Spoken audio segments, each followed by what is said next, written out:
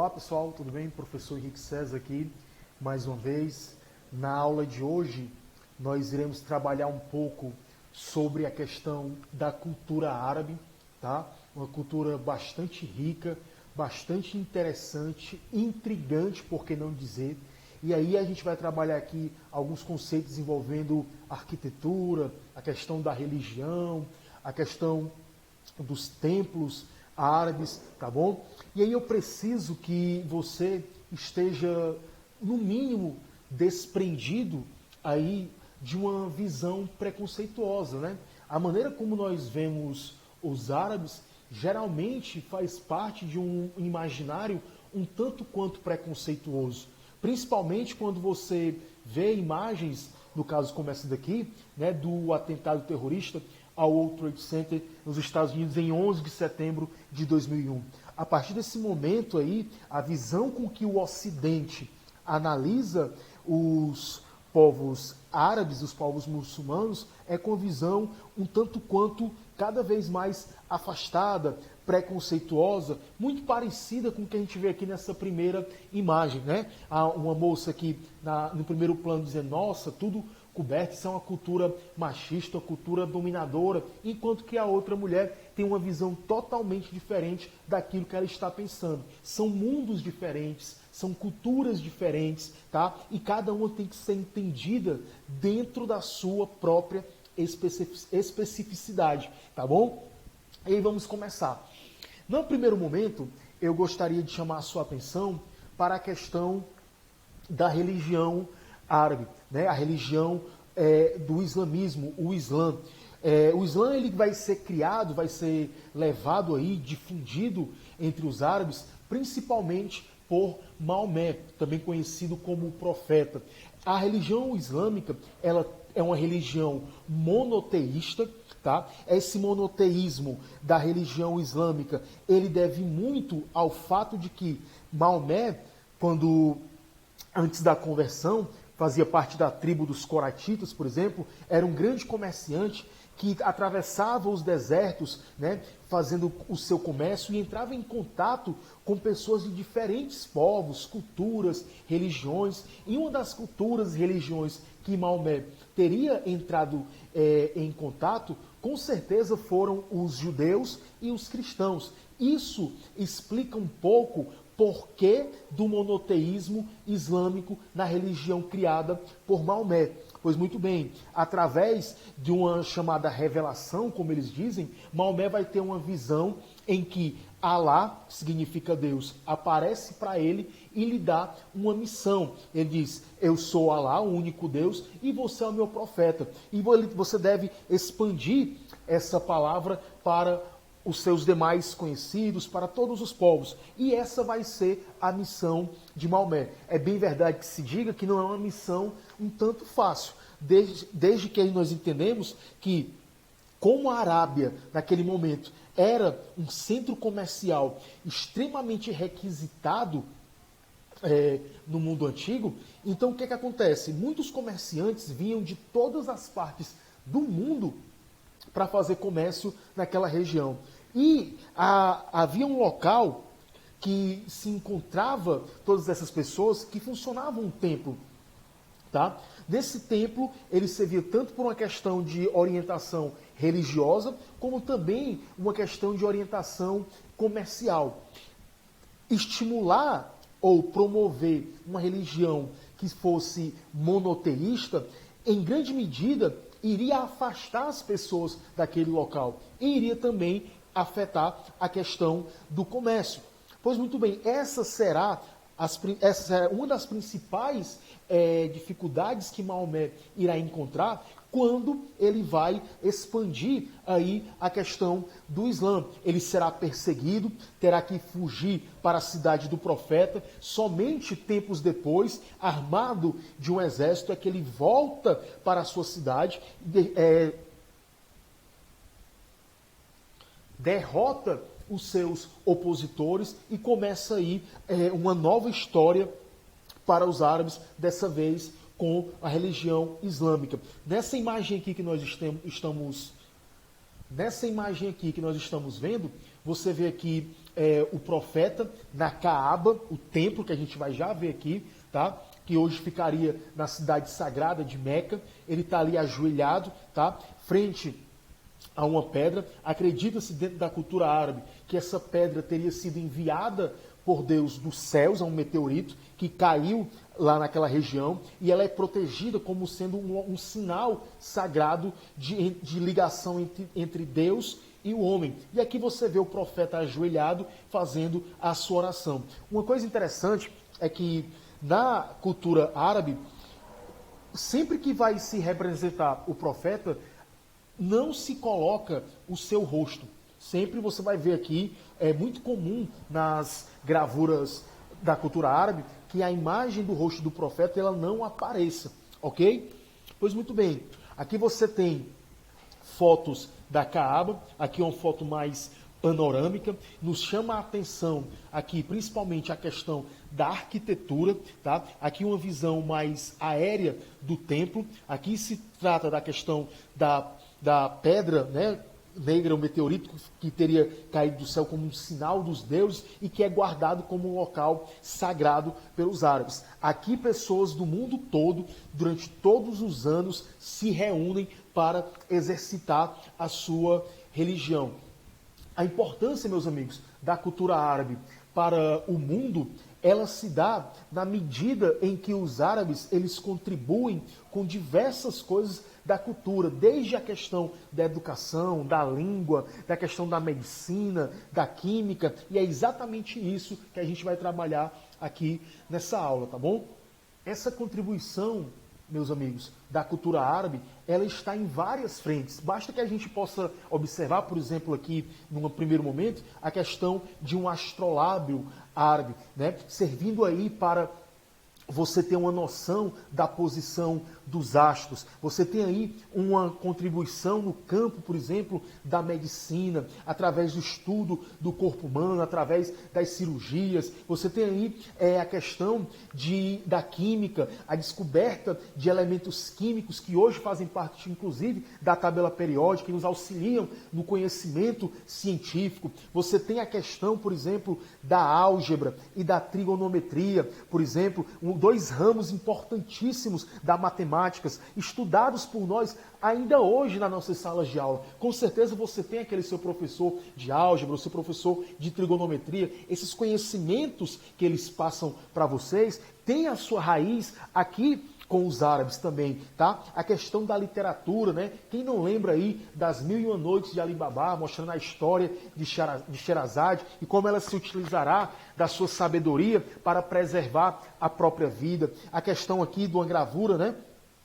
Do Império Otomano, de pessoas analisando os astros no céu. Então a cultura e as contribuições dessa cultura árabe são de extrema importância até os dias de hoje. Por exemplo, se você vê a questão da língua, a própria língua portuguesa, diversas palavras têm a sua origem na cultura árabe. Por exemplo, me vem aqui à memória agora a questão do álcool, alface, a álgebra, né? A maioria dessas palavras que começam em AL, todas elas fazem parte aí, tem uma raiz na cultura árabe. No idioma português, mais ou menos 28, 27 palavras têm sua origem direta da cultura árabe. A questão do arroz também é uma palavra de origem árabe, entre outras coisas, tá bom?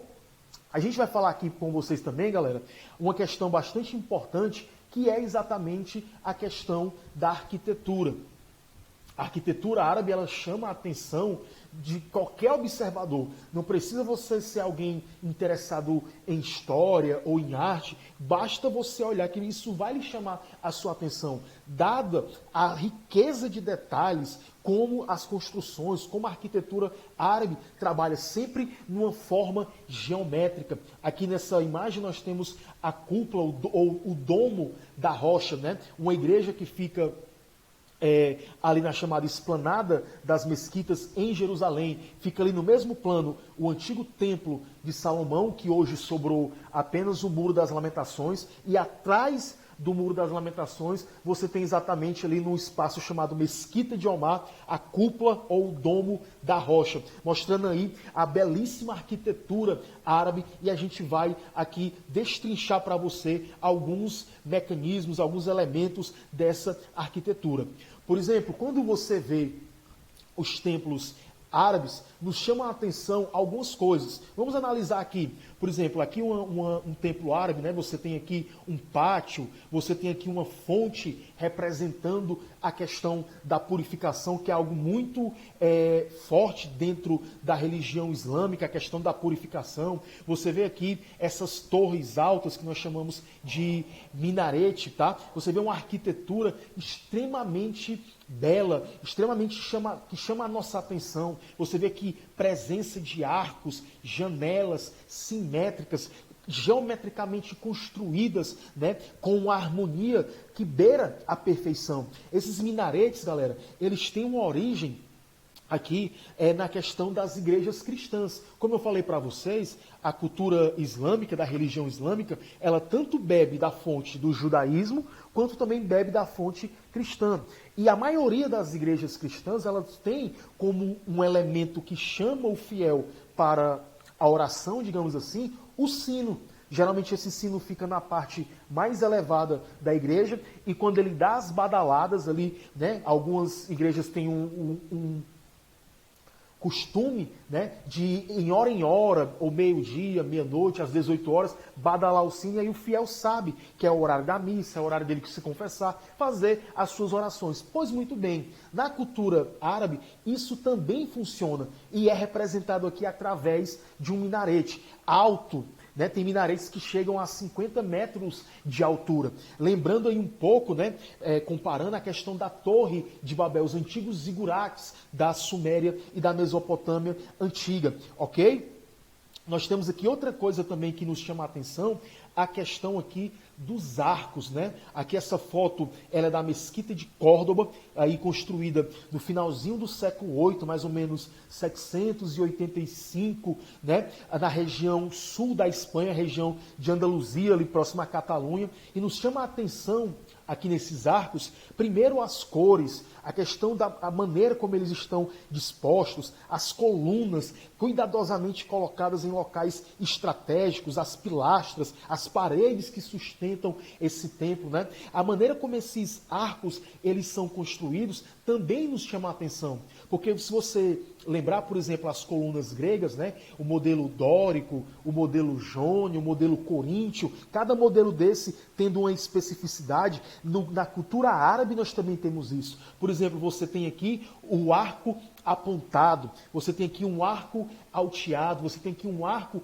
em forma de ferradura. Esse arco que você está vendo aqui na igreja da Mesquita de Córdoba, no sul da Espanha, é um arco em formato de ferradura, geometricamente construído para dar esse efeito de infinito. Interessante que os arquitetos árabes, ao construírem as igrejas, os templos, ou mesmo prédios públicos, eles têm essa preocupação de causar no observador uma espécie de análise do infinito. Você vai ver isso quando você presta atenção, por exemplo, nos arabescos, tá? E quando você presta atenção nesses arcos também. Essa visão do infinito, ela gera, entre outras coisas, uma espécie de desligamento do mundo terreno, tá? E uma espécie de leveza, já que você se desliga do mundo terreno porque você dá a noção do infinito. E ao mesmo tempo que você alcança o infinito, você alcançaria ali uma questão de uma espiritualidade, uma elevação espiritual, tornando aí a alma, o espírito da pessoa mais leve. Então você vê aqui que é uma arquitetura intimamente ligada com as questões religiosas. Isso é muito interessante, tá? Aqui você vê, por exemplo, no Irã, essa mesquita, outra coisa que nos chama bastante atenção, tá? Você vê os revestimentos, isso é muito comum, um revestimento externo, né, das igrejas, dos templos, aqui os minaretes, tá? Bem altos aqui e tal. Você vê que dentro dessa cúpula cuidadosamente construída, em forma, por exemplo, de prismas, cuidadosamente colocados um ao lado do outro, dando esse efeito visual que beira a perfeição. Isso é muito interessante também, tá? Aqui um outro minarete na cidade de Delhi, tá? Esse aqui tem mais ou menos 50 metros de altura, altíssimo, tá? Ele serve aí como um sinal de localização. Você percebe que a maioria dos templos árabes, eles têm essas entradas altíssimas, as construções, elas são elevadas, que é para quando o fiel adentrar ao templo, ele possa contemplar o infinito. E quanto mais alto é essa construção, mais ele se aproxima de Deus, tá bom?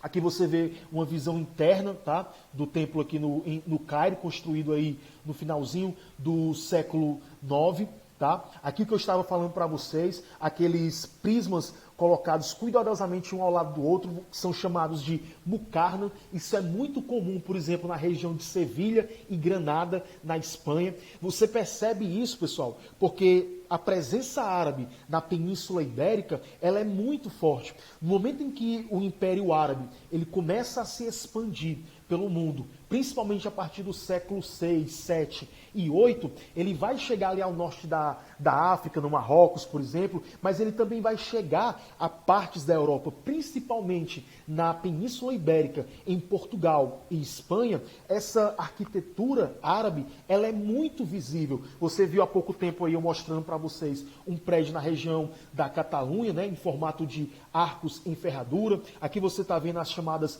muqarnas, na região de Sevilha, de Granada, dando aí um efeito visual extremamente belo, esteticamente falando, muito chamativo, tá bom? Outra coisa que a gente poderia falar aqui para vocês é a questão dos arabescos, tá? O arabesco é uma forma de escrita, né? Elementos que fazem parte aí da cultura islâmica e que ele é muito comum, principalmente nas paredes de templos e construções públicas que dizem respeito à cultura árabe. Ora, esses arabescos eles têm um objetivo de mostrar a perfeição, tá? A perfeição que leva esse fiel a Allah, que leva esse fiel a Deus. Você percebe arabescos, por exemplo, do tipo vegetal. É como se não tivesse começo nem fim, mostrando uma espécie de ligação, de aliança entre aquilo que é espiritual e aquilo que é terreno. Aqui você percebe aqui, através desse arabesco aqui, as formas vegetais, uma espécie de flor desabrochando, tá? Na visão do observador. Você percebe aqui arabesco também forma geométrica. A questão da forma geométrica sempre aparece na cultura árabe, quer seja nos arabescos, quer seja nas pinturas, quer seja nas próprias construções, tá? Sempre estará presente na cultura árabe. Outra coisa também que nos chama a atenção, galera, a questão das esculturas. Interessante que você não percebe na cultura árabe a escultura, por exemplo, do profeta ou de santos, como é muito comum na cultura cristã, por exemplo. Mas você tem uma escultura rica em objetos utilitários da vida cotidiana, né? Aqui você tem um braseiro construído em cobre, aqui do século XIX, e aí você percebe todos os detalhes em apenas um elemento.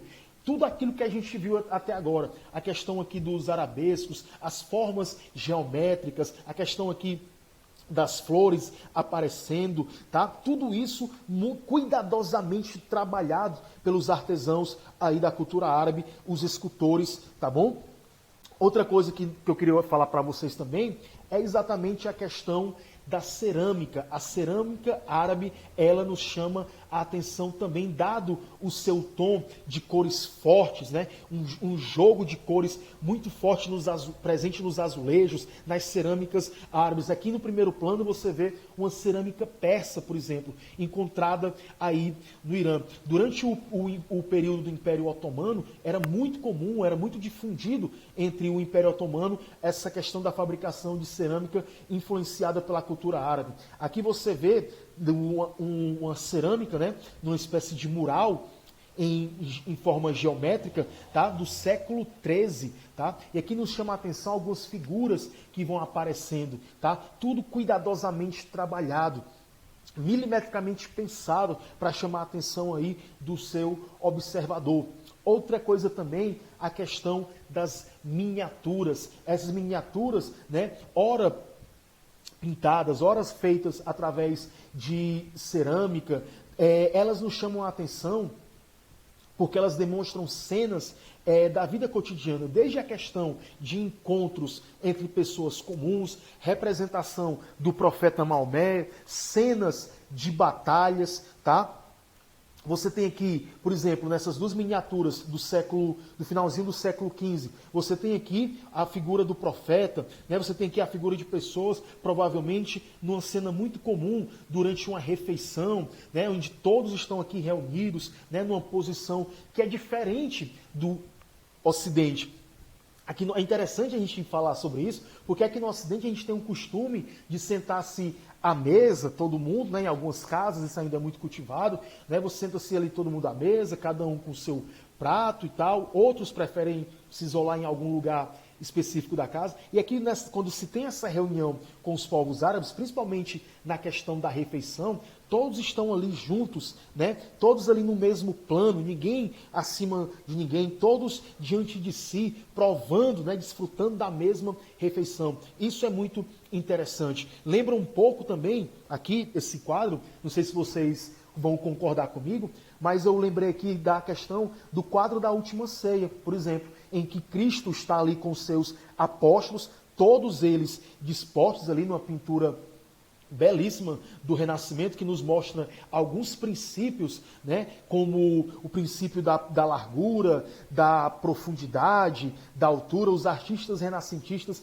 eram exímios pintores, né? Leonardo da Vinci, Michelangelo e tal, entre outros. E aqui me deu, ao analisar essa imagem, essa impressão também. Todos aqui participando de um mesmo momento de confraternização. Aqui embaixo você vê pessoas caminhando, pessoas conversando. Faz parte do dia a dia da cultura árabe, tá bom?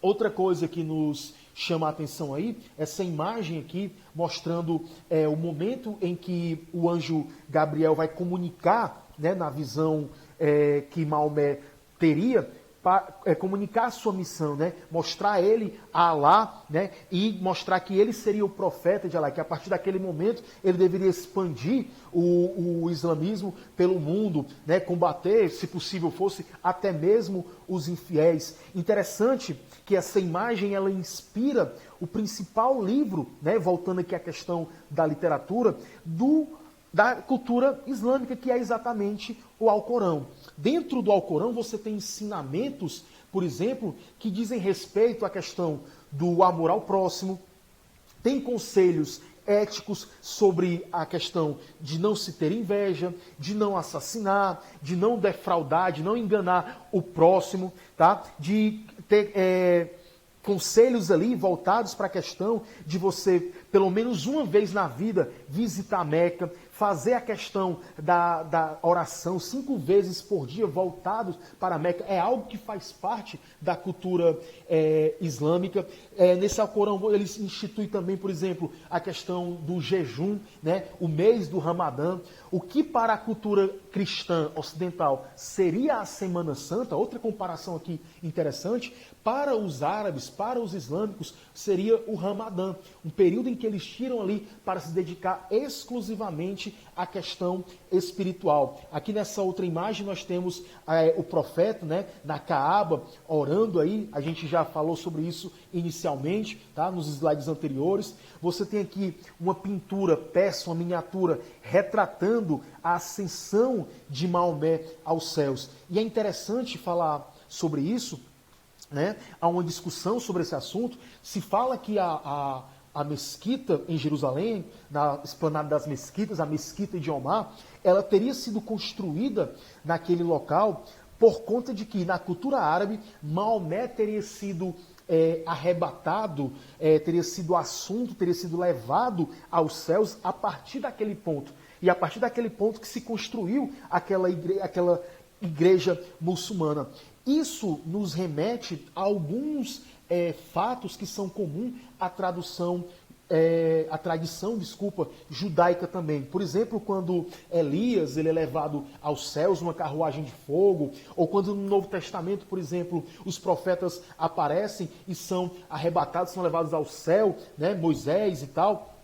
Isso aqui nos lembra muito essas passagens da cultura judaico-cristã. O profeta Maomé sendo levado aos céus para estar junto de Alá. E aqui você vê os anjos, tá? E aí aqui num plano central sendo encaminhado à morada celestial. Meus amigos, essa foi a nossa aula de cultura árabe, tá? Eu queria pedir a vocês que vocês deixassem aí os seus comentários, tá bom? Se você não entendeu alguma coisa, deixa o comentário aí, ou volta o vídeo, tá? A gente vai procurar responder. Essa aula a gente está fazendo com todo carinho durante esse período aí da pandemia, durante esse período aí da pandemia do coronavírus, para que você possa não parar os seus estudos, tá? Para que você fique aí afiado nos seus conhecimentos de cultura árabe e você possa se preparar para os principais vestibulares, quer sejam o Enem ou vestibulares tradicionais. Mantenha o foco de estudos, tá? Mantenha principalmente o cuidado com seus familiares, a higienização das mãos sempre, se possível, use o álcool gel, se não for possível, lave sempre as mãos com água e sabão, tá? Evite sair de casa por qualquer motivo. Tantas notificações de pessoas sendo acometidas por esse vírus, pessoas que teriam toda uma vida pela frente, pessoas super talentosas e que estão sendo ceifadas, tendo a sua vida abreviada por conta dessa pandemia tão terrível. Então eu espero que pelo menos com essa aula eu possa contribuir de alguma forma para você, né, para poder aliviar um pouco essa questão de estar dentro de casa, na quarentena, e se tornar pelo menos um momento mais prazeroso de conhecimento, tá? Eu agradeço demais a sua participação. Eu espero você nas próximas aulas. Até lá. Valeu. Um forte abraço.